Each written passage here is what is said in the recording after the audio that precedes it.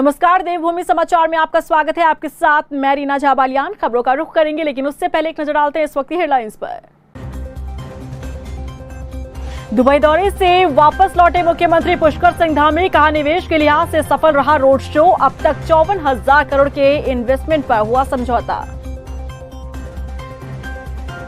मंत्री प्रेमचंद अग्रवाल का दावा, इन्वेस्टर्स समिट तक स्मार्ट दून की दिखने लगेगी तस्वीर। जल्द बदलेगा दून का हाल, लेकिन जनता ने उठाए सवाल, महज 1 महीने में आखिर कैसे होगा काम। देहरादून रजिस्ट्री फर्जीवाड़े की मास्टरमाइंड केपी सिंह की हुई मौत। सहारनपुर जेल में तबियत बिगड़ने पर जिला अस्पताल में कराया था भर्ती, इलाज के दौरान तोड़ा दम।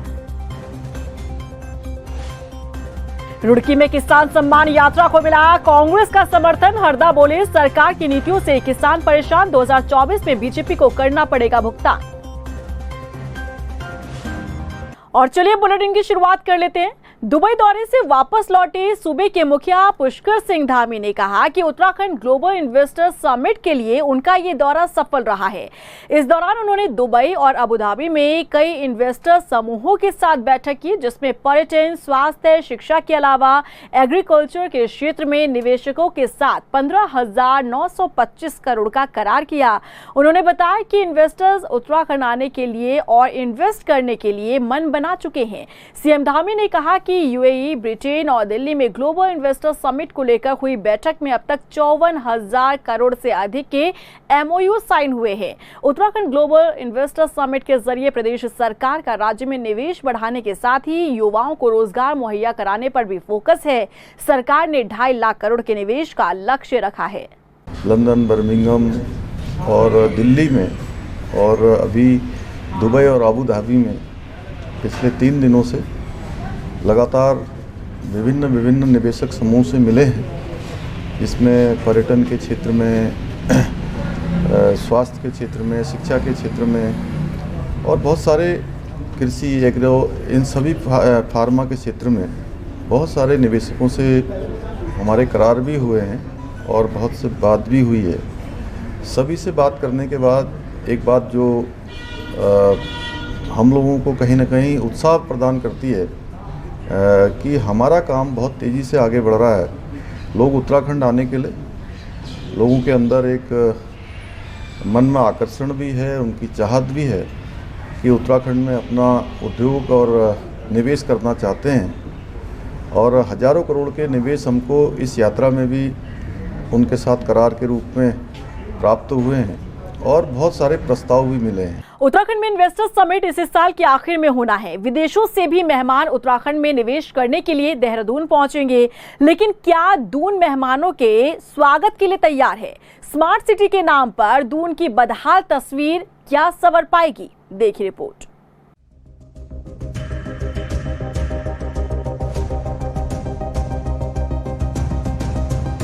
क्या इस हाल में दून करेगा विदेशी मेहमानों का वेलकम?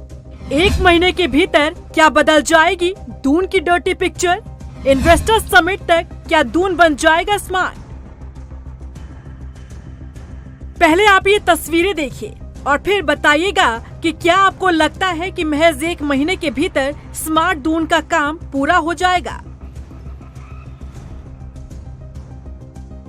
क्या दून की ये बदहाल तस्वीर 1 महीने के भीतर सुधर जाएगी?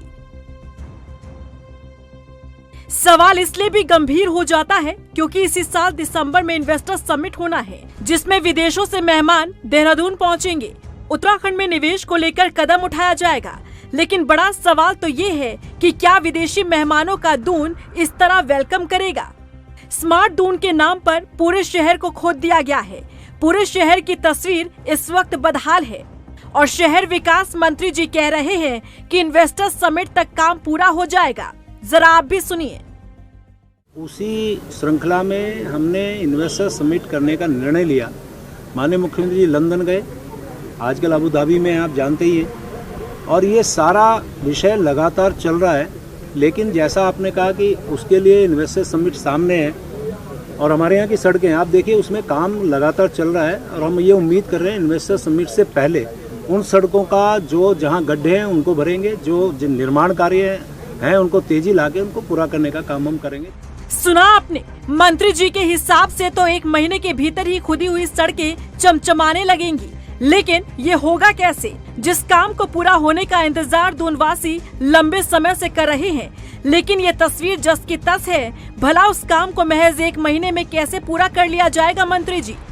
वहीं डीएम सोनिका भी कह रही हैं कि स्मार्ट सिटी के काम में तेजी लाई जा रही है और जल्द ही काम पूरा कर लिया जाएगा। हम लोग एक तो जो पूरी शहर है उसमें जो ब्यूटिफिकेशन का कार्य है, रोड का कार्य है, जंक्शन इम्प्रूवमेंट का कार्य है, और जहाँ जहाँ हम लोगों को लगता है कि चीज़ें और इम्प्रूव, फसाड डेवलपमेंट किया जा सकता है या कुछ और इम्प्रूवमेंट किया जा सकता है, उस पर भी काम चल रहा है। तो सारी एजेंसीज अभी काम में लगी हुई हैं, एमडीडी, नगर निगम, जिला प्रशासन और पीडब्ल्यूडी, यूपीसीएल, सभी विभाग जो है अपने अपने स्तर पर कार्रवाई कर रहे हैं। आम जनता को जो परेशानी हो रही है वो तो है ही, लेकिन इससे परे वो तस्वीर भी देख लीजिए जो बताती है कि स्मार्ट दून के नाम पर किस तरह से व्यापारियों को भी परेशान किया जा रहा है। दुकान में जाने का रास्ता तक नहीं छोड़ा गया, व्यापारी की दुकान के सामने ही गड्ढा खोदकर छोड़ दिया गया है। ऐसे हाल में भला कौन खरीदार दुकान में पहुंचेगा। व्यापारियों का साफ तौर से कहना है कि पिछले कई महीनों से उन्हें नुकसान उठाना पड़ रहा है। नहीं, हम तो यही कहेंगे कि बहुत धीरे धीरे ये लोग काम कर रहे हैं और हमारे लिए इन्होंने समस्या ही खड़ी करके रखी हुई है। ये हमारे सामने ही है, ये 3 महीने से तोड़ के गए हुए हैं। इसको ना ये पूरी तरह से बना रहे हैं, ना ये कुछ कर रहे हैं। मेन चीज़ तो वैसा भी है कि पहले तो रोड ही देख लीजिए आप, रोडों की चौड़ाई देख लीजिए। ऊपर से जो थोड़ा बहुत बचा हुआ था स्मार्ट सिटी ने ख़त्म कर दिया है। हालात 3 महीने हो गए सर, धूल फाँकते फाँकते यहाँ पे सुबह ही आते हैं, शाम को पूरे वाइट होके जाते हैं हम लोग।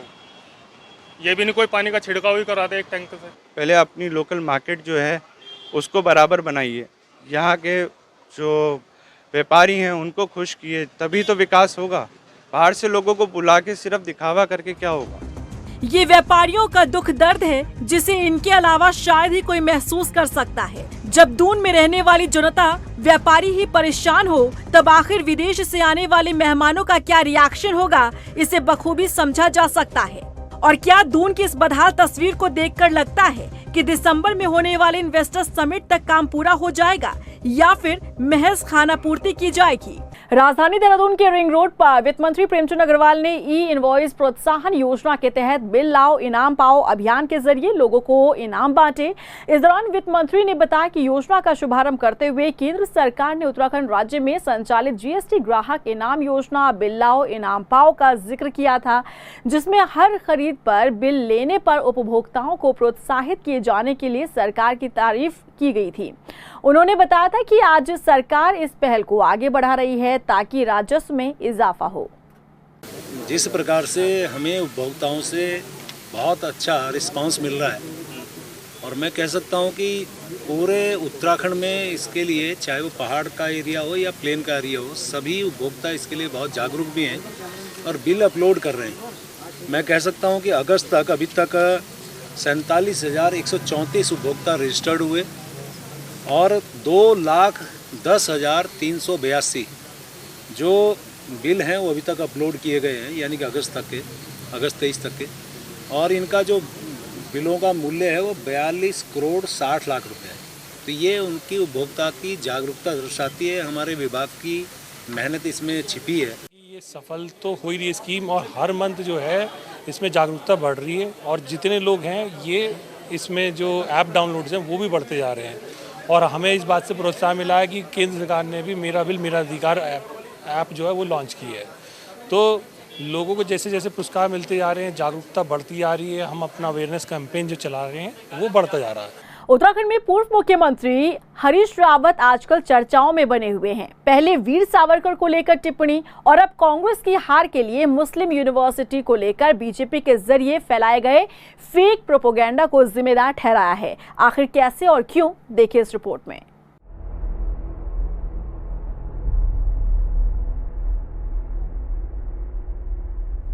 कांग्रेस की हार पर हरदा का बड़ा बयान, हार के लिए बीजेपी को ठहराया जिम्मेदार। समुदाय विशेष पर टिप्पणी क्या पड़ गई भारी। विशेष समुदाय पर टिप्पणी करना कांग्रेस के चुनाव से पहले आदत बन चुकी है, जिसका जीता जागता उदाहरण उत्तराखंड की राजनीति में देखने को मिल रहा है। बीते दिनों वीर सावरकर पर पूर्व मुख्यमंत्री हरीश रावत के बयान पर राजनीति अभी खत्म भी नहीं हुई थी कि एक बार फिर से हरीश रावत ने ऐसा विवादित बयान दिया जिससे सियासी पारा हाई हो गया है। इसीलिए मैंने कहा कि 2017 की सरकार बनी भाजपा की, वो जुम्मे की नमाज के लिए हरीश रावत ने छुट्टी कर दी है। जुम्मे के दिन मतलब शुक्रवार की छुट्टी कर दी है। ये सारे जगह फैलाया गया और लास्ट 3 दिन में फैलाया गया, तो उनके ये झूठ के गर्भ से पैदा हुई। पूर्व सीएम हरीश रावत ने 2017 और 2022 विधानसभा चुनाव की हार का ठीकरा बीजेपी पर फोड़ दिया है। हरीश रावत ने बीजेपी से दोनों झूठ के लिए सार्वजनिक रूप से उत्तराखंड की जनता से माफी मांगने के लिए कहा है। वहीं कांग्रेस प्रवक्ता गरिमा दसोनी ने हरीश रावत का समर्थन करते हुए कहा कि आगामी चुनाव में बीजेपी के षड्यंत्र में देश और प्रदेश की जनता नहीं आने वाली। जबरदस्ती हम पर मुस्लिम यूनिवर्सिटी थोपी गई और समाज में या जनता के बीच में ये अफवाह फैलाई गई कि कांग्रेस यदि सत्ता पे आती है तो मुस्लिम यूनिवर्सिटी बनाएगी, जबकि मेरे किसी बड़े नेता ने कहीं सार्वजनिक सभा में या सार्वजनिक स्थानों पर ये बयान नहीं दिया। इसीलिए बार बार हम ये बात कह रहे हैं कि भाजपा की 2000 विधानसभा की जो सत्ता है वो मुस्लिम यूनिवर्सिटी के गर्भ से जन्मी हुई सत्ता है। वहीं उत्तराखंड के वरिष्ठ पत्रकार और राजनीतिक जानकार भी विधानसभा चुनाव में कांग्रेस की हार की वजह जुम्मे की नमाज की छुट्टी और मुस्लिम यूनिवर्सिटी को बताते हैं। तो वही जो है मुस्लिम यूनिवर्सिटी वाला मामला था, कांग्रेस को डुबा गया। और कांग्रेस क्या डुबाना था, हरीश रावत जी मुख्यमंत्री के दावेदार तो थे ही है, क्योंकि उन्हीं के नेतृत्व में चुनाव लड़ा गया था, तो उन्होंने दोबारा अगर कांग्रेस जीतती तो बनती। तो ये इस वजह से ये अभी तक ये गम हरीश रावत जी को बार बार सताता है, बार बार उनकी टीस जागती है। बीजेपी ने भी पूर्व मुख्यमंत्री के बयान पर पलटवार किया है। बीजेपी के प्रदेश प्रवक्ता विपिन कैंथोला ने कहा कि हरीश रावत के बयान को प्रदेश की जनता अब गंभीरता से नहीं लेती। हरीश रावत जी उस दिन क्यों चुप रहे जब अकील अहमद को उपाध्यक्ष बनाया गया चुनाव के टाइम पे? क्योंकि उस समय हरीश रावत जी को वोट बैंक दिख रहा था, तुष्टीकरण दिख रहा था। आज हरीश रावत जी की पार्टी और हरीश रावत जी जब मुंह की खा गए तो इस प्रकार की बातें कर रहे हैं।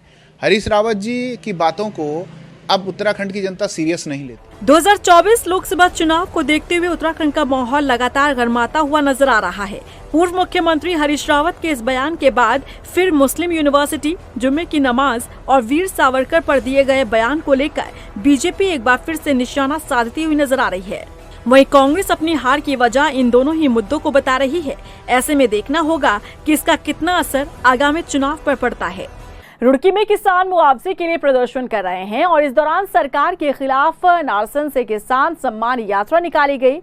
इस यात्रा में समर्थन के लिए पूर्व सीएम हरीश रावत और नेता प्रतिपक्ष यशपाल आर्य रुड़की पहुंचे, जहां उन्होंने प्रदेश सरकार पर हमला किया।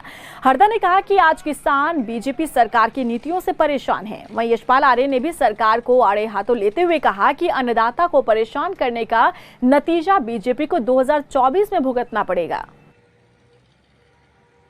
दूसरा हमने कहा था बिजली पानी 6 महीने का माफ़ करिए और कर्ज जो ले रखा किसान ने उसका ब्याज 6 महीने का माफ़ करिए। इकबालपुर चीनी मिल के बकाया का भुगतान प्रारंभ करिए जो उस चीनी मिल पर है, और गन्ने का खरीद मूल्य 425 रुपये से अधिक घोषित करिए। और उसी दिन हमने स्पष्ट कर दिया था, मुख्यमंत्री को ही कहा था, तब तक हमारी सम्मान यात्राएँ जारी रहेंगी। पहले झबड़िया में निकाला, आज हम चौधरी शरण सिंह का आशीर्वाद लेकर के नारसन से रुड़की तक निकाल रहे हैं। इसके बाद लक्सर गन्ने का फसल पूरी चौपट हो गई, चाहे हरिद्वार हो, चाहे उधमसिंह नगर हो, चाहे तराई भाबर का हो। पहाड़ों में छोटे काश्तकार जो बागवानी करते हैं, जो बेमौसमी सब्जी उगाते हैं, सब बर्बाद, मुआवजा बिल्कुल भी नहीं मिला। और इधर धान की फसल उपज जो न्यूनतम समर्थन मूल्य है, जो सरकार कहती है हमने समर्थन मूल्य दिया है, वो मूल्य भी, वो कीमत भी नहीं मिल पा रही है किसानों को। औने पौने दामों पर किसान धान अपने फसल को बेचने को मजबूर हैं। धान की फसल दून फर्जी रजिस्ट्री प्रकरण से जुड़ी बड़ी खबर इस वक्त की आप तक पहुंचा देते हैं। मास्टरमाइंड केपी सिंह की मौत हो गई है। इस वक्त की बड़ी खबर आप तक पहुंचा रहे हैं। बता दें कि सहारनपुर के जिला अस्पताल में केपी सिंह की मौत हुई। केपी सिंह की तबीयत अचानक से बिगड़ी थी और तबीयत बिगड़ने पर यहां जेल से अस्पताल उन्हें भर्ती कराया गया था। इलाज के दौरान केपी सिंह ने दम तोड़ दिया। जेल प्रशासन ने केपी सिंह की मौत को सामान्य बताया है। बता दें कि फर्जी रजिस्ट्री मामले में बी वारंट पर दून लाई थी पुलिस और पूछताछ के बाद वापस सहारनपुर जेल गया था केपी सिंह। लेकिन अब ये इस बीच ये खबर सामने आ रही है जहां केपी सिंह की अचानक से तबीयत बिगड़ी और अस्पताल में उन्हें एडमिट करवाया गया था, जहां पर केपी सिंह ने दम तोड़ दिया। उत्तराखंड के बागेश्वर से एक हैरान कर देने वाला मामला सामने आया है, जहां एक स्थानीय महिला पर 2.5 करोड़ में किन्नरों के इलाके का सौदा करने का आरोप लगा है। इस पूरे घटनाक्रम का एक वीडियो सामने आने के बाद विवाद शुरू हुआ है और मामला सबके सामने आ गया है। देखिए रिपोर्ट। बागेश्वर जिले से एक अजीबोगरीब मामला सामने आया, जहां पर किन्नरों के इलाके का सौदा 2.5 करोड़ रुपए में कर दिया गया। दरअसल बागेश्वर की स्थानीय महिला पर देहरादून की किन्नर नेता रजनी रावत को 2.5 करोड़ में इलाका बेचने का आरोप लगा है। इस घटना का वीडियो भी सोशल मीडिया पर जमकर वायरल हो रहा है। वीडियो में आप साफ तौर पर देख सकते हैं कि देहरादून की चर्चित किन्नर रजनी रावत बागेश्वर के कुछ किन्नरों के साथ मिलकर एक स्थानीय महिला के बीच चल रही डील में रुपए और चेक से लेन देन करने की बात कहती हुई सुनाई दे रही है। जो मेरा चेक का पैसा देना था वो मैं चेक का पैसा दे चुकी हूँ। ये नगद केस है मेरा। ये कविता सही है बाबू? सही है ना? कोई गलत तो नहीं है? सही है ना? आपको बता दें कि ये मामला सिर्फ जमीन को लेकर ही नहीं है, बल्कि स्थानीय किन्नरों की माने तो जिस महिला पर जमीन बेचने का आरोप लगा है उसका किन्नर समाज से कोई लेना देना नहीं है। वो महिला जबरन गुंडों के साथ मिलकर स्थानीय किन्नरों को डराती है और वसूली के तौर पर कमाई गई रकम को अपने पास रख लेती है। स्थानीय महिला उनकी गुरु की गद्दी को हड़पने की साजिश कर रही है। मेरे पीछे मेरे मौके का फायदा उठा के कि वो बीमार है और वो स्टेज से फुट के आ रही है, इस वजह से मेरा रजनी मैडम को मेरा इलाका बेच के इसने और 2.5 करोड़ की संपत्ति लेकर बैठ गई। और वो कोई किन्नर नहीं है, वो एक औरत है, साधारण जैसी औरत होती है। और उसने जबरदस्ती मेरा इलाका बेच दिया। मालिक मैं थी इस इलाके की, मेरे घर के इजड़े थे और क्या नाम है, हम पे कागज, हम पे सब कुछ। और आज वो इलाका हमसे उन हिजड़ों के हाथ में बेच के कह रही है वो सब उनका ही हो गया और 2.5 करोड़ रुपया लेकर बैठ गई। वो औरत है, कोई किन्नर नहीं है। उसकी संपत्ति पे जांच करी जाए और मेरा सरकार से कहना है मुझे इंसाफ दिलाया जाए। वहीं इस मामले को लेकर स्थानीय किन्नरों ने जिलाधिकारी से मदद की गुहार भी लगाई, जिस पर जिलाधिकारी ने कार्रवाई करने की बात कही है। वहाँ की जो गद्दी है वो किसी ने बनाई है और कोई अन्यत्र लेडी जो है वो दूसरे देहरादून के कुछ किन्नरों को वो दे रही है। तो इस तरह की उनकी कोई शिकायत आई थी, तो ये शिकायत के लिए मैंने एसडीएम और एसपी को भी निर्देशित किया गया है कि क्या प्रकरण है। उनका कहना था कि राज्य स्वामित्व की भूमि है, ये ट्रांसफर नहीं हो सकती, बट ये तहसीलदार ने बताया कि मैटर भूमि का नहीं है, ये सिर्फ गद्दी का है। तो जो भी गद्दी जिसके नाम पुराने से रही होगी वो गद्दी उसके आगे ट्रांसफर होगी या जो भी है, तहसीलदार इसमें एक बार जांच के लिए मैंने बता दिया है। इस मामले में जहां एक तरफ अवैध रूप से जमीन की खरीद फरोख्त को लेकर सवाल उठ रहे हैं, तो वहीं जमीन का सौदा कैश में किया गया है। ऐसे में सवाल ये भी उठता है कि रजनी रावत के पास इतना कैश आया कहां से? इतनी बड़ी मात्रा में कैश रखने की अनुमति आखिर किसने दी? इस मामले पर किन्नर नेता रजनी रावत फिलहाल बचती हुई नजर आ रही है। अब देखना ये होगा कि पुलिस इस पूरे मामले पर किस एंगल से जांच करती है। उधर एसटीएफ ने गाड़ियों के फर्जी दस्तावेज बनाने वाले गिरोह का पर्दाफाश किया है। बता दें कि उत्तराखंड एसटीएफ और जम्मू कश्मीर पुलिस ने संयुक्त कार्रवाई करते हुए 2 आरोपियों को उधम सिंह नगर से गिरफ्तार किया है। पूरा मामला आपको बताएं तो कुछ दिनों पहले जम्मू कश्मीर पुलिस ने रामबन जिले में 34 किलोग्राम हेरोइन के साथ एक नार्को आतंकी मॉड्यूल का भंडाफोड़ किया था।